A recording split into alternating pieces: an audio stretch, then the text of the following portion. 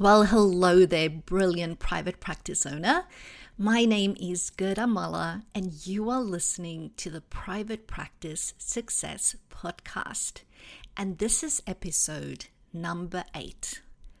The topic for today is the downfall of private practice. Now, you might be thinking, whoa, that sounds pretty dramatic, Gerda. Well, it could have been worse. I will admit that I initially thought, a good name for this topic of discussion would be the death of private practice. And then I thought that was a bit over dramatic. So I've gone with the downfall of private practice. And the reason for this is that there has been a couple of really important voices in our industry over the last couple of months that has made some scary predictions about the future of private practice. So much so that I've had current and past coaching and mentoring clients actually reach out to me and said, hey Gerda, did you hear about this? This was the predictions that was made. What do you think about it? Is this something I should be concerned about? What do I need to do? So needless to say, some people have experienced those predictions with a bit of panic, which I think is a really valid feeling to have when you hear stuff like this. And these predictions have been made by people that has authority and who I personally respect within our industry. So today I'm not saying they're wrong, but I'm also not saying they're right. So what am I saying? Well, you need to keep listening in order to hear what I'm going to say. But let's talk about the potential downfall of private practice. Now, what are some of these predictions that has been made? One of them, and probably the one that people have come to me about, was the fact that the prediction has been made that going into the future, in order for you to have a long-term, sustainable and profitable, what we would refer to as a successful private practice, that you would need to be on either end of the continuum of practice sizes. So either you're going to have to downscale and become a solo practitioner or a sole trader, meaning that's just you and you're working in potentially a highly niched field, but just you by yourself. Or you need to be on the other end of that spectrum where you are either, a big corporate organization, and there's a few of those that come into the market providing mental health and allied health services, or you would need to be a really, really large private practice. And with large, I mean like minimum 10 rooms, right?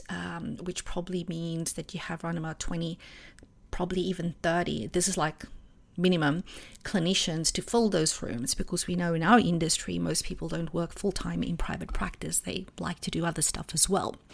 So the scary bit is, what about the rest in the middle?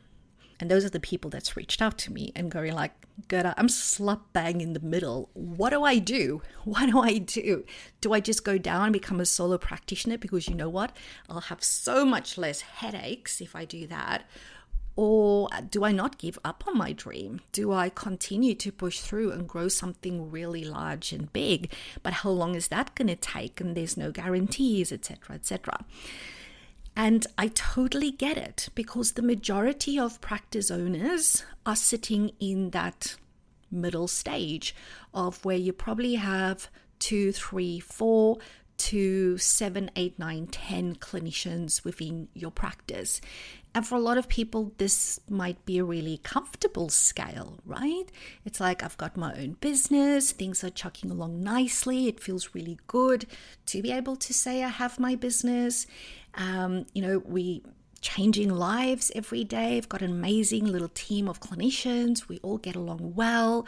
We are aligned in vision and values. I don't want to grow. And I also don't want to become a solo practitioner where everything is just back on me again. So what do I do? And then there's other practice owners that has that middle-sized practice, and, they are struggling already.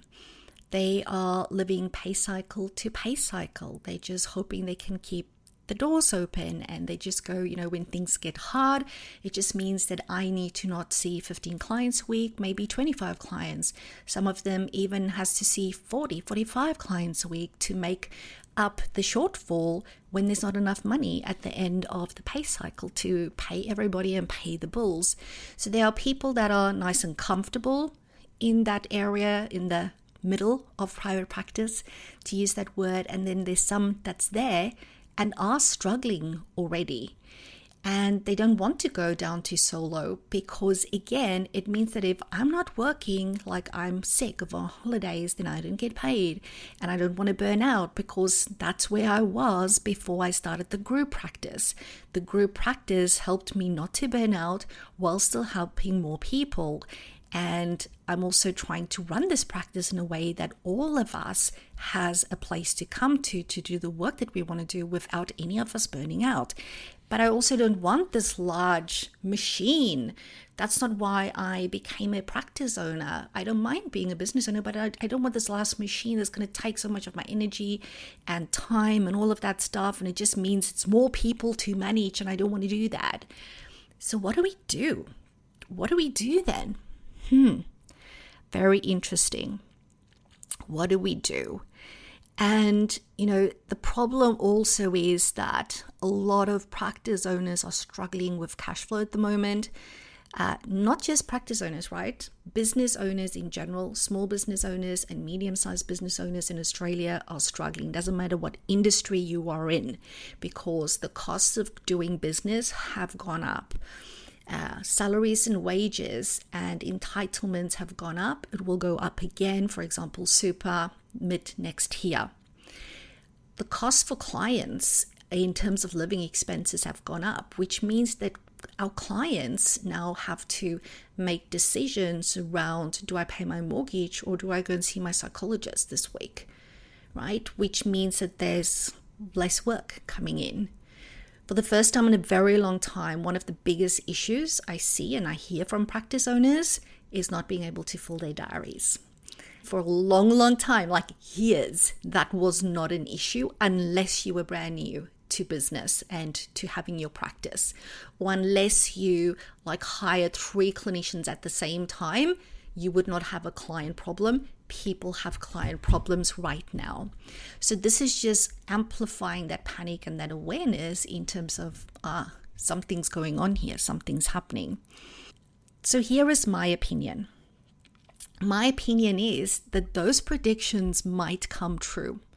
And I think that there is a very realistic chance that that prediction will come true.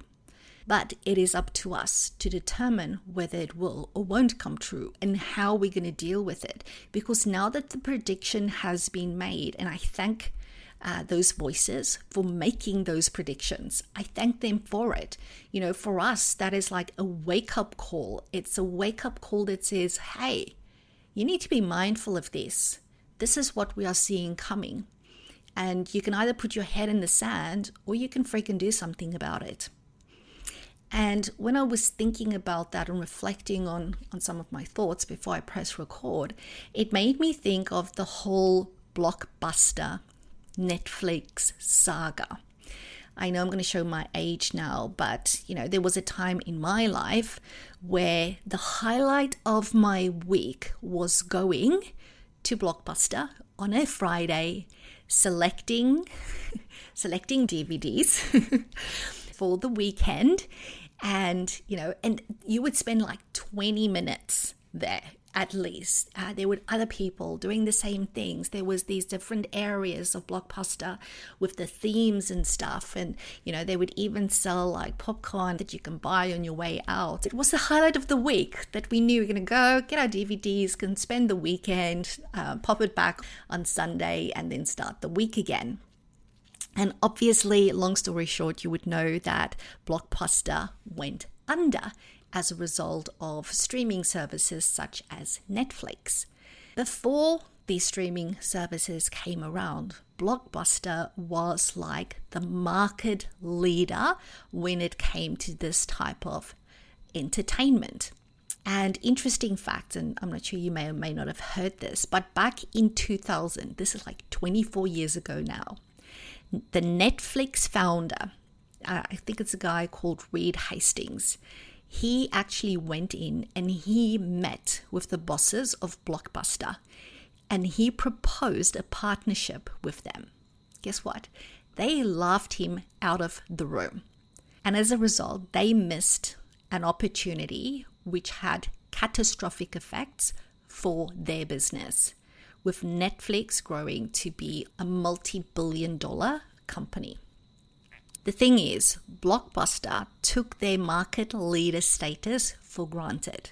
They also built what they thought was a really efficient operational machine, but it was a machine of operations and systems that was very rigid. They were very resistant to change. So they failed to innovate when innovation was called for. 4 years later, the then CEO of Blockbuster again tried to float suggestions around change and innovation. Resistance was still there. Why? Because they were doing things a certain way for such a long time, a way that had made them a lot of money, but they weren't willing to innovate. And this is the lesson that we need to take from that, okay?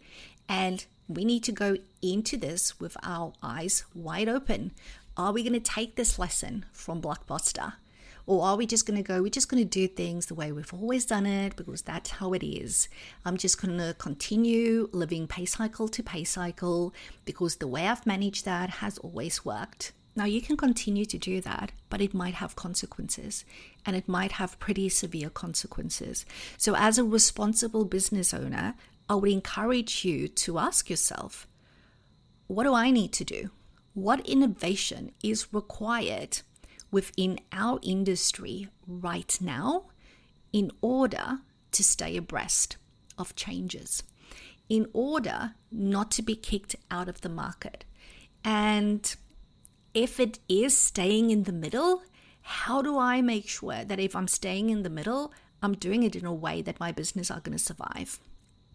That I'm doing it in a way where getting clinicians to join my team, getting clients to come in and pay money for services is going to keep working. The problem I see within our industry is that a lot of practices in that middle section of our industry are just doing things the way they still did it 5 years ago, 10 years ago. I see and I hear it all the time. A case in point, practices still paying percentages to their contractors instead of fixed rates. Practices still having contractors on old and outdated contracts. Practices not knowing how to have financial conversations with their employees.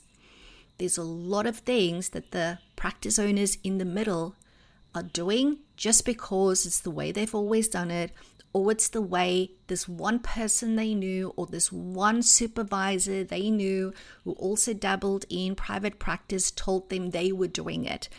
Or they are doing all their business learning by asking random practice owners in Facebook groups and other communities what they think they would do.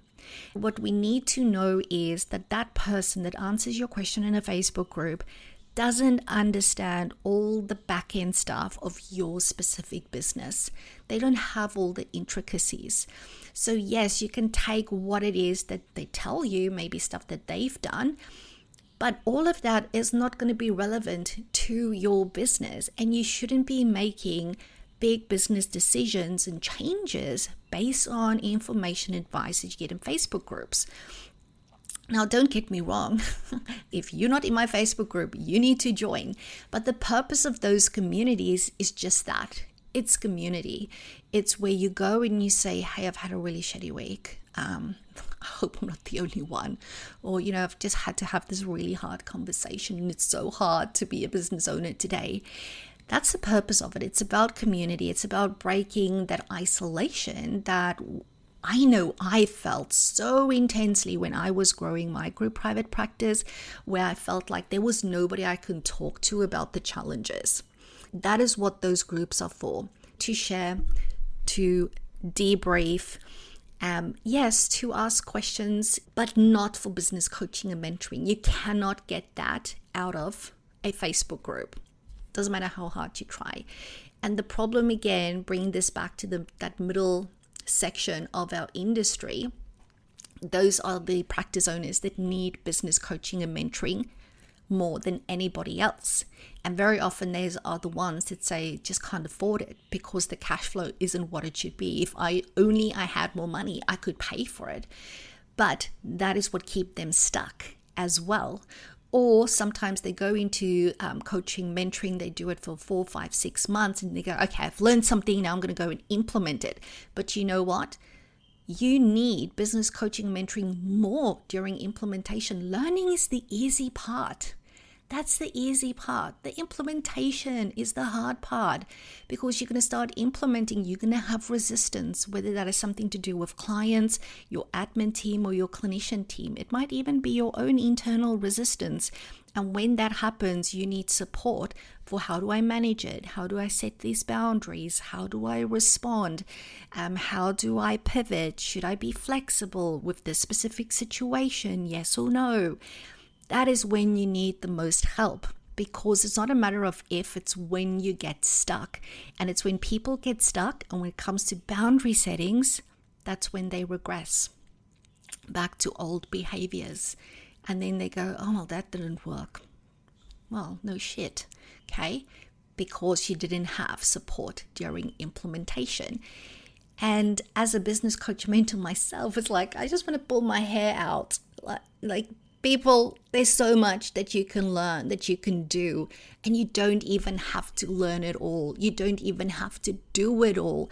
It's really about finding what is the right thing for you and your business, but then making sure you've got support during the implementation stage rather than going, I'm going to go and do that myself.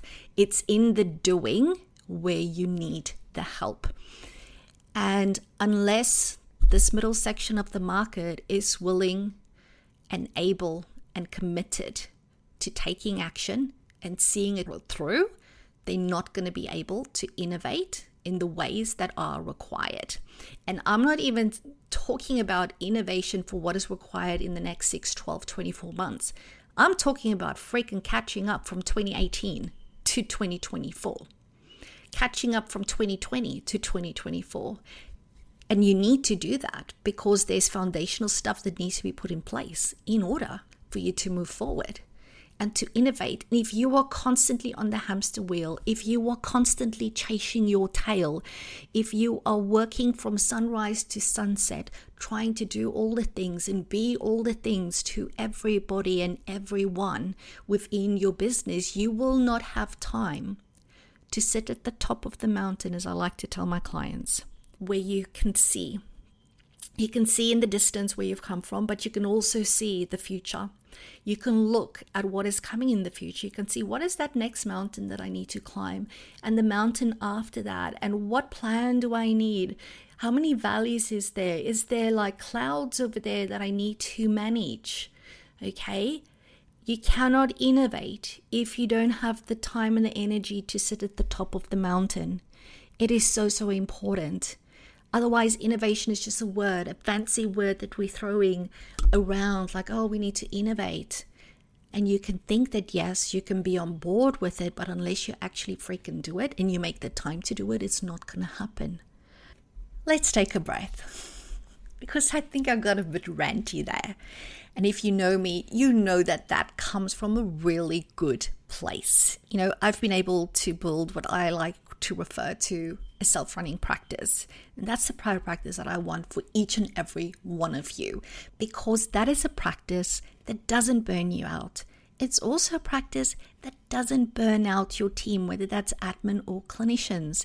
And that's a practice that impacts the lives of clients in many, many ways. And it's possible. It's possible, but you need to say yes. You need to make a conscious decision to work towards that. And I'm not saying that that's what you should want. If what you want is to become a solo practitioner again, hell yes, do that. but make sure that you charge appropriately, because unfortunately, in my experience, solo practitioners are at a much higher risk of burnout than group practice owners, because everything is on them. And because they think it's only me, they don't have admin support, which means that they end up doing the full-time job of a clinician and the full-time job of an administrative assistant and reception and bookkeeper. And that's why our solo practitioners are burning out. And I don't want that for you. If you want to become a solo practitioner, you need to still remind yourself that you're a business.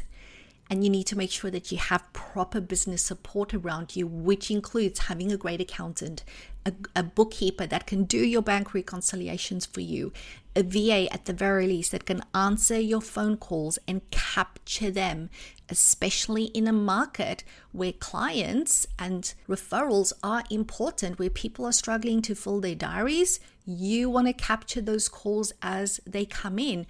You don't want to be only starting to call people at 5 p.m. or maybe tomorrow morning because you're just so tired by the time 5 o'clock comes around that you couldn't be stuffed to call or speak to anybody for that matter.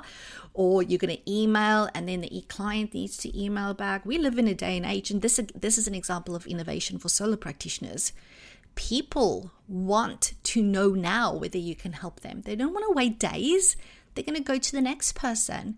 People are clever. The health consumer behavior when it comes to looking after their health and their mental health and their wellness, they have cottoned on.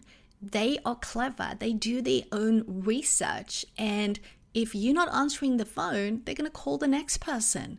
So you need to be willing to innovate and offer the market and meet the market what it is that they want, need, and demand. Otherwise, you will become a blockbuster. And it's the same with our medium-sized practices.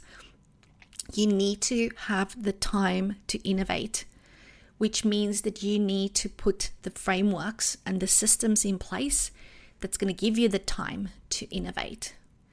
And you need to stop making excuses for why that is not possible for you, because it will just get worse. It won't get better.